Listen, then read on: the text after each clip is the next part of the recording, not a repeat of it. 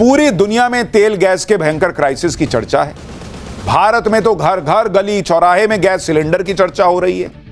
राजनीति में भी इसी को लेकर गजब घमासान मचा हुआ है। आप देखिए, सरकार कह रही है कि कोई कमी नहीं है सिलेंडर की, लोग पैनिक ना करें। विपक्ष कह रहा है कि सरकार सच छिपाने में लगी हुई। पीएम मोदी कह रहे हैं कि कुछ लोग पैनिक क्रिएट कर रहे हैं। विपक्ष कह रहा है कि क्या सरकार को लंबी लंबी लाइनें नहीं दिख रही हैं? लेकिन इस राजनीति के बीच ग्राउंड पर क्या हाल है? एलपीजी सिलेंडर कहां मिल रहा है, कहां नहीं मिल रहा, कहां ब्लैक हो रहा है, पूरा सच बताने वाली ग्राउंड रिपोर्ट आपके लिए लाया हूं। आपको यह भी बताऊंगा कि जिस वक्त तेल गैस की सप्लाई ईरान के रास्ते में रुकी पड़ी है, उस वक्त ईरान के राष्ट्रपति से पीएम मोदी ने बात की और मोदी की बातचीत के कुछ ही घंटों के बाद ईरान ने भारत के तेल और गैस को लेकर क्या बड़ा ऐलान कर दिया है, क्या अच्छी खबर आने वाली, आज आपको बताऊंगा। साथ ही आपको यह भी बताऊंगा कि भारत में इस तेल संकट, गैस संकट, इस युद्ध का कहां कहां असर पड़ने लगा है। बात सिर्फ सिलेंडर की नहीं है बॉस, बात उससे आगे की है जो हम पाठशाला में डे 1 से कह रहे हैं कि लड़ अमेरिका और ईरान रहे हैं, भुगत पूरी दुनिया रही है। और हमने आपको कहा था यह रूस यूक्रेन का युद्ध नहीं है, कोने में चल रहा है, यह मिडिल ईस्ट को चपेटे में ले चुका है। और मिडिल ईस्ट के फंसने का मतलब है कि एक तरीके से मानिए कि जो लोग, जो देश इसमें नहीं भी लड़ रहे हैं, वो भी युद्ध की मार झेल रहे हैं जो भारत के साथ हो रहा है। भारत में कहां कहां इंपैक्ट पड़ रहा है, क्या हो रहा है, सब आपको बताऊंगा। लेकिन पहले जो आज हुआ है उसकी एक झलक देखिए।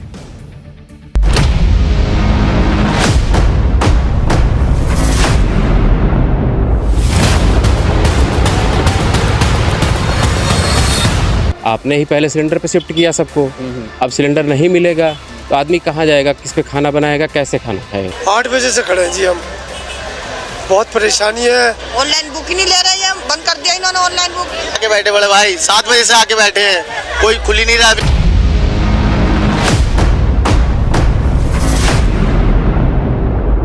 कुछ लोग हैं जो पैनिक क्रिएट करने का प्रयास कर रहे हैं।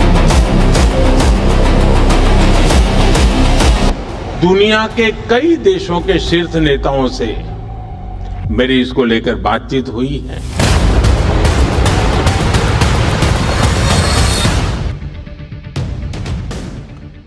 देखिए, तेल और गैस को लेकर क्या हंगामा आज भी मचा, यह आपको डिटेल में बताऊंगा। गैस सिलेंडर पर पूरा सच बताने वाली ग्राउंड रिपोर्ट आपको दिखाऊंगा। लेकिन पहले आज की कुछ तस्वीरें देख लीजिए। कहीं गैस सिलेंडर के लिए 1 किलोमीटर लंबी लाइन लगी है, कहीं लोगों ने पुलिस वाले की धुनाई कर दी, कहीं सिलेंडर नहीं मिलने पर महिलाएं रो पड़ी हैं, कहीं सिलेंडर की कालाबाजारी के शक में पुलिस ने रेड मार दी, कहीं रेस्टोरेंट पूरी तरह से लकड़ी और कोयले के ईंधन पर शिफ्ट हो गए हैं। अलग अलग तरह की तस्वीरें आई हैं। कहीं पर कालाबाजारी दिख रही है, कहीं लोगों ने जमाखोरी की भी है, भरे हुए सिलेंडर 45-150 ऐसे मिल रहे हैं। कई शहरों में अब लकड़ी और कोयले वाली भट्टियों की डिमांड हो गई है। एलपीजी को लेकर मामला बढ़ता चला जा रहा है। एक तरफ तो यह मारामारी है, दूसरी तरफ सरकार बार बार भरोसा दे रही है कि एलपीजी को लेकर संकट खड़ा नहीं होने देंगे, सप्लाई सुनिश्चित रखी जाएगी, पैनिक बाइंग से बचने की सलाह दे रही है सरकार। इसी बीच राजनीति भी ऐसी हो रही है जिसमें पीएम प्रधानमंत्री नरेंद्र मोदी को खुद कहना पड़ा कि पैनिक क्रिएट किया जा रहा है। कुछ लोग एजेंडा चला रहे हैं और ऐसे लोग देश का नुकसान कर रहे हैं। एक बार प्रधानमंत्री ने क्या कहा है, पहले सुनिए उसे।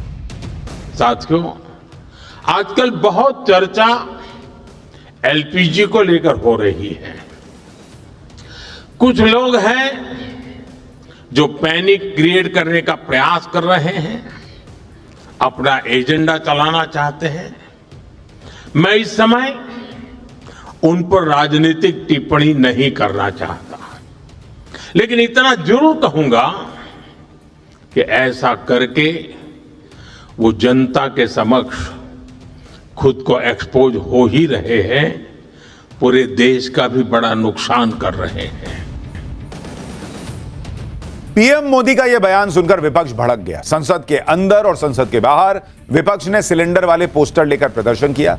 विपक्ष ने पीएम मोदी के पैनिक वाले बयान पर उन्हें घेर लिया और पूछा कि जो गैस एजेंसियों पर लंबी लंबी लाइनें लग रही हैं, जो लोग 4-4 दिन से सिलेंडर के लिए खड़े हैं, वो क्या झूठ बोल रहे हैं? सुनिए इंडी गठबंधन के सांसद क्या कह रहे हैं।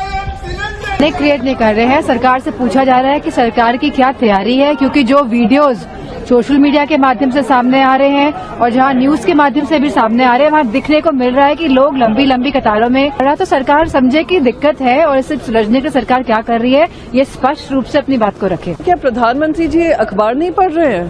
क्या प्रधानमंत्री जी वो क्यों नहीं देख रहे हैं? क्या वो लेटर नहीं पढ़ रहे हैं जो रेस्टोरेंट्स और होटल एसोसिएशंस लिखे जा रहे हैं? क्या रोज अखबारों में आ रहा है किस तरीके से जनता को दिक्कत हो रही है? एलपीजी सिलेंडर को लेकर इंडी गठबंधन के नेता वीडियो डाल कर सरकार से सवाल कर रहे हैं। अखिलेश यादव कह रहे हैं कि एलपीजी मतलब लापता गैस। अखिलेश यादव ने सिलेंडर के साथ लोगों की लंबी लाइन का एक वीडियो शेयर किया। कहा कि भाजपाई कह रहे हैं कि कोई कमी किल्लत नहीं है। ये जो वीडियो है वो एआई से बना है क्या? झूठ के सैकड़ों सिलेंडर खाली हुए होंगे तब एक भाजपाई जो है वो बना होगा। ये अखिलेश यादव कह रहे हैं ये वीडियो डालकर। इस घमासान के बीच सरकार बार बार कह रही है कि एलपीजी की कोई कमी नहीं है। 3 दिन से लगातार प्रेस कॉन्फ्रेंस की जा रही है और इसमें पूरी बात बताई जा रही है कि कितनी डिमांड है, कितनी सप्लाई है और सरकार क्या क्या कर रही है। आज पेट्रोलियम मंत्रालय ने कहा कि एलपीजी के 25,000 डिस्ट्रीब्यूटर, कहीं कोई ड्राई आउट नहीं है। लोगों को अफवाहों और पैनिक बाइंग से बचने के लिए कहा गया है। घरों को बिना रुकावट के एलपीजी मिलती रहे, यह सुनिश्चित किया गया है। एलपीजी का घरेलू प्रोडक्शन 30% तक बढ़ा दिया गया है। जहां तक कि कमर्शियल एलपीजी की बात है तो राज्य सरकारों को उसके वितरण का फैसला लेना है। कमर्शियल उपभोक्ताओं को लोकल सिटी गैस डिस्ट्रीब्यूशन से संपर्क करने के लिए कहा गया है। इसके साथ ही पेट्रोलियम मंत्रालय ने पीएनजी कनेक्शन लेने की भी अपील की है, वो जो पाइप से गैस आती है। मंत्रालय का कहना है कि जिन घरों के आसपास पीएनजी कनेक्शन की सुविधा उपलब्ध है वो कनेक्शन ले लें ताकि एलपीजी पर दबाव कम। इसके अलावा केरोसिन, कोयला की सप्लाई भी बढ़ा दी गई है। अब विपक्ष भी यही सवाल पूछ रहा है कि अगर एलपीजी की कोई कमी नहीं है तो ये लाइनें कैसी लग रही?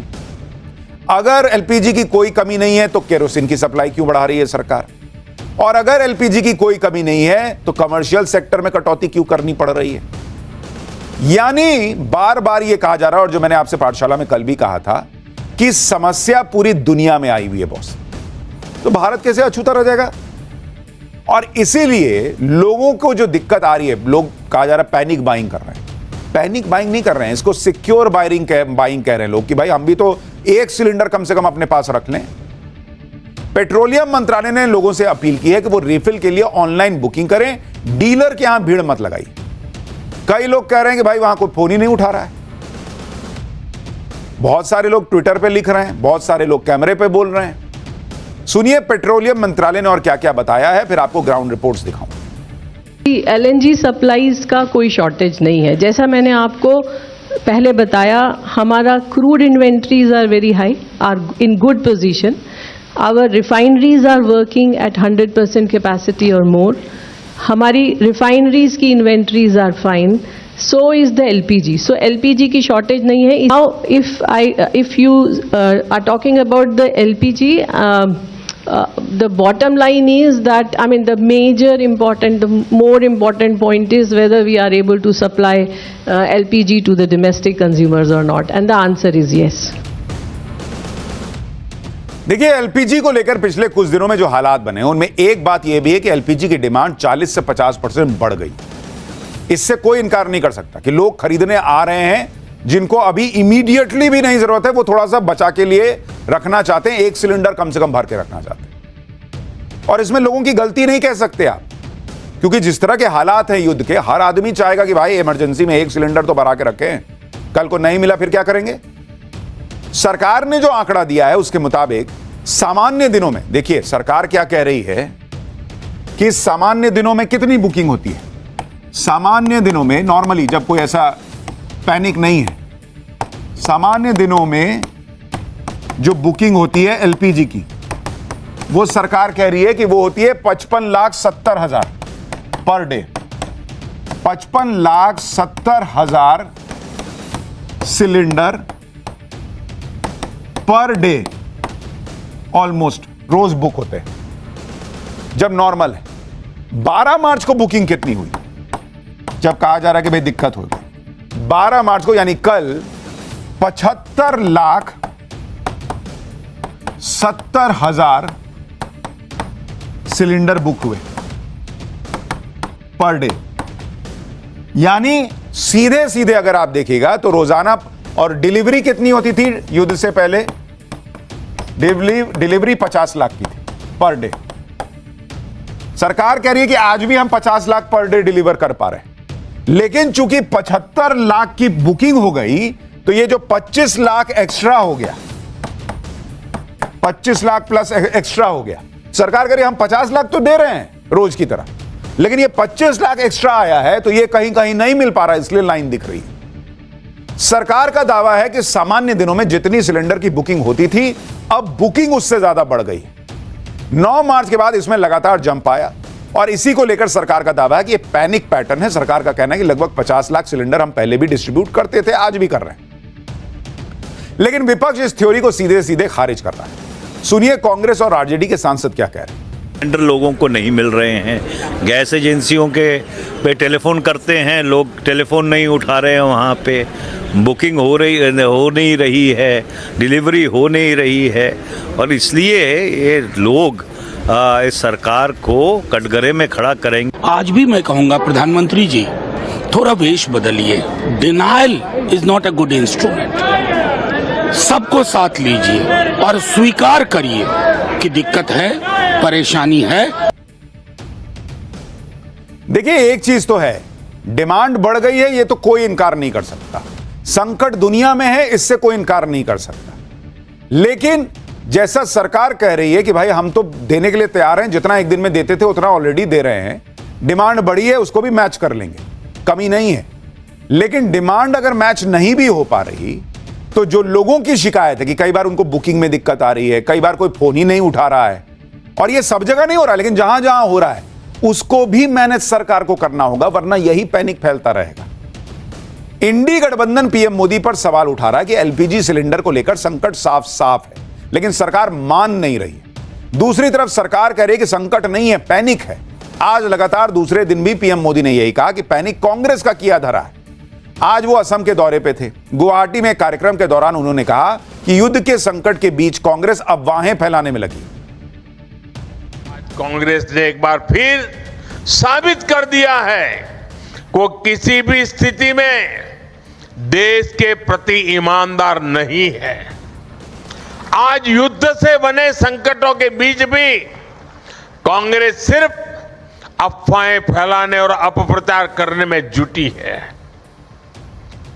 और मैं जरा कांग्रेस के साथियों से कहना चाहता हूं, एक काम करिए, लाल किले पर से 15 अगस्त को पंडित नेहरू जी ने जो भाषण दिए हैं, जरा भाषण सुनिए, आप सुनकर के हैरान हो जाओगे। लाल किले से 15 अगस्त को एक बार कह रहे हैं पंडित जी कि उत्तर कोरिया और दक्षिण कोरिया में लड़ाई चल रही है, इसलिए भारत में महंगाई बढ़ रही है। अब उत्तर कोरिया दक्षिण कोरिया कहां है, और आज कांग्रेस के लोग देश को गुमराह करने में लगे हैं। देखिए कांग्रेस क्या कर रही है ये तो कांग्रेस जाने, लेकिन सड़क पर लाइनें दिख रही हैं, लोग बातें कर रहे हैं, लोग हमसे भी कह रहे हैं कि सर यहां नहीं मिल रहा, वहां नहीं मिल रहा। कोई कह रहा है सर आपके पास अगर इलेक्ट्रिक वाला है चूल्हा तो दे दीजिए, हमको नहीं मिला। लोगों को दिक्कतें हैं, और अगर सब ये जितने लोग दिख रहे हैं ये सब कांग्रेस के लोग हैं, कांग्रेस के कहने पर बाहर आ गए हैं, कांग्रेस पर इतना विश्वास करने लगे हैं, तो भाई कांग्रेस का इतना जनाधार होता तो कांग्रेस 100 सीट भी नहीं ला पा रही होती। इसलिए मैंने कहा, कल भी कहा था कि सरकार जो कह रही है और विपक्ष जो कह रहा है, सच्चाई उसके बीच में कहीं। एकदम बम मामला भी नहीं है कि कोई दिक्कतें नहीं है, और एकदम खत्म मामला भी नहीं है। लोगों को दिक्कत आ रही है, ये लाइनें बता रही है। एक तरफ तो एलपीजी के मामले में धुआंधार पॉलिटिक्स हो रही है, दूसरी तरफ आप ये भी देखें कि एलपीजी की जो सप्लाई ईरान के रास्ते में रुकी है, उसके लिए प्रधानमंत्री नरेंद्र मोदी खुद लगे हुए भी हैं कि कैसे ये रास्ता खुले। कल ही प्रधानमंत्री मोदी की ईरान के राष्ट्रपति मसूद पेजेश्कियन से फोन पर बात हुई, और इस बातचीत में पीएम मोदी ने युद्ध के भड़कने और लोगों की जान जाने पर चिंता जताई। पीएम मोदी ने बताया कि भारतीयों की सुरक्षा और एनर्जी जरूरतें हमारी प्राथमिकता है। इसके साथ ही पीएम मोदी ने शांति स्थिरता पर जोर दिया। पीएम मोदी ने ईरान के राष्ट्रपति के साथ बातचीत में डायलॉग और डिप्लोमेसी पर जोर दिया। आधिकारिक जानकारी के मुताबिक ईरान के राष्ट्रपति ने पीएम मोदी को मौजूदा हालात की जानकारी दी। दोनों नेताओं ने संपर्क में रहने पर सहमति जताई। यानी पीएम मोदी ने ऐसे वक्त में ईरान से बात की है जब ईरान ने 2 दिन पहले ही भारत आ रहे थाईलैंड के एक शिप को धमाके से उड़ा दिया था। अभी भी ईरान के स्ट्रेट ऑफ हॉर्मुज में तेल गैस से लदे भारत के फ्लैग लगे 28 जहाज फंसे हुए और इन जहाजों पर 700 से ज्यादा भारतीय फंसे हुए। तो ऐसा नहीं है कि पीएम मोदी नहीं लगे हैं, वो भी लगाए हुए हैं पूरा जोर कि कैसे जो है वो मामला सलटे। इसके अलावा गल्फ रीजन में 23,000 भारतीय ऐसे हैं जो शिपिंग इंडस्ट्री से जुड़े हैं, उनकी सुरक्षा भी भारत की प्राथमिकता है। इधर पीएम मोदी ने ईरान के राष्ट्रपति से बात की। कल रात को विदेश मंत्री एस जयशंकर ने भी ईरान के विदेश मंत्री सैयद अब्बास अरागची से फोन पर बात की। युद्ध शुरू होने के बाद दोनों विदेश मंत्रियों के बीच यह चौथी बातचीत थी। इससे पहले 10 मार्च को भी दोनों विदेश मंत्रियों के बीच बातचीत हुई थी। विदेश मंत्री एस जयशंकर ने बताया कि ईरान में ब्रिक्स के मुद्दे पर बात हुई। ईरान के विदेश मंत्री की तरफ से अमेरिका और इजरायल के भीषण हमलों के बारे में जानकारी दी गई। इस डिप्लोमेसी और पीएम मोदी की बातचीत का असर भी दिखने लगा है। 24 घंटे के अंदर भारत में ईरान के राजदूत ने बहुत बड़ा बयान दिया है बॉस। भारत में ईरान के राजदूत से जब यह सवाल हुआ कि क्या भारत के जहाजों को ईरान से सेफ पैसेज मिलेगा, तो ईरान के राजदूत ने कहा है कि आप 2 से 3 घंटे में इसका असर देख सकते हैं। ईरान के राजदूत ने दावा किया कि युद्ध के बाद भारत ने उसकी मदद की है। भारत हमारा दोस्त है, ईरान के राजदूत कह रहे हैं, और वो कह रहे हैं 2-3 घंटे में आपको असर दिखने लगेगा कि भारत के जहाजों को रास्ता मिलेगा या नहीं। सुनिए वो कितनी बड़ी बात कह रहे हैं। India will get safe passage through the Strait of Hormuz. Yes, you can see the future, and I think that after 2 or 3 hours. But you said some good news in 1 to 3 days. You said something. Yeah. Because we believe that. We believe that Iran and India are friends. So you believe some good news? No. We have common interest. We have common faith. And I, as ambassador in India, Iran in India, I said to you that government of India in this situation after the war help us and in different fields. Thank you. Iran के भरोसे के बीच आज straight of Hormuz से एक बड़ी खबर आई। Shipping ministry की तरफ से बताया गया कि भारत के झंडे लगे 28 जहाज स्ट्रेट ऑफ हॉर्मुज में फंसे, उसमें से एक जहाज स्ट्रेट ऑफ हॉर्मुज से पार करके आगे बढ़ा है। शिपिंग मंत्रालय ने बताया कि भारत का फ्लैग लगा जग प्रकाश नाम का एक oil tanker straight of Hormuz से सुरक्षित गुजर गया है। इस जहाज में गैसोलीन है। यह जहाज ओमान से अफ्रीका की तरफ जा रहा है। शिपिंग मंत्रालय ने बताया कि भारत के फ्लैग लगे 28 जहाज फंसे हुए हैं। इसमें से 24 जहाज हॉर्मुज स्ट्रेट के वेस्ट में है, 4 ईस्ट में। जो ईस्ट में है उसमें से एक जहाज अब अफ्रीका के लिए रवाना हो गया है। यह जहाज ओमान के सोहार पोर्ट से निकला था और अब 21 मार्च को तंजानिया पहुंचेगा। अभी भी भारत के फ्लैग वाले 27 जहाज फंसे हैं, उसमें कुल 744 क्रू मेंबर फंसे हैं। शिपिंग मंत्रालय ने बताया कि सभी जहाजों और क्रू की लगातार मॉनिटरिंग हो रही है। एक तरफ तो यह प्रयास चल रहा है कि तेल गैस की जितनी सप्लाई बाहर से रुकी पड़ी है उसको शुरू कराया जाए ताकि यह संकट टले। इंपोर्ट में जितनी कमी हो रही है उससे कहीं ना कहीं यह पूरा किया जा सके और लोगों तक तेल गैस की पर्याप्त सप्लाई को सुनिश्चित किया जा सके लंबे समय तक। लेकिन कुछ लोग ऐसे भी हैं जो हमेशा ऐसे क्राइसिस में मौका ढूंढ लेते हैं मुनाफाखोरी का। जमाखोरी और कालाबाजारी करने वाले ऐसे ही मौके की तलाश में रहते हैं और इस वक्त वही हो रहा है। जमाखोरी और कालाबाजारी करने वाले एक्टिव हो गए और इन पर ताबड़तोड़ छापे पड़ रहे हैं।